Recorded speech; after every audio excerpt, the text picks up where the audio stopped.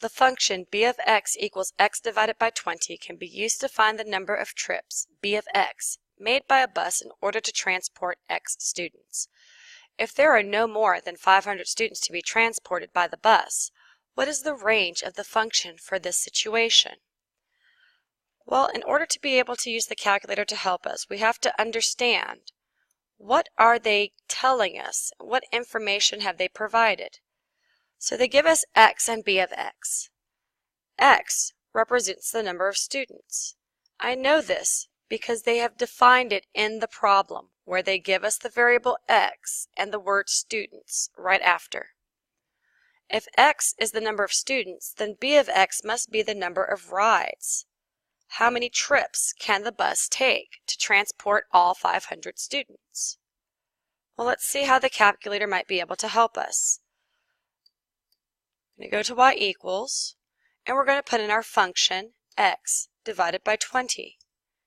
Now when we go to the table, our table is starting off here at the number -2. To get to the number 500 for x, I would have to hold this button down for a very long time. There is a shorter way. I could hit second window, and it tells me table start. I'm going to start my table at 500. Now when I go to my table, I see that the maximum number of trips for 500 students will be 25. Well, if 25 represents my max, I wonder, what is the minimum number of trips this bus can take? I hope you said that the bus could take 0 trips. It looks like our range will be the set of all integers from 0 to 25. There is a second way to arrive at this conclusion if you are uncomfortable with using the calculator in this way.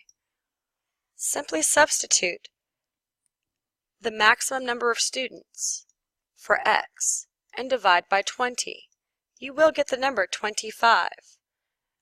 The key is recognizing that 25 is the maximum number of trips and that 0 could be the minimum number of trips.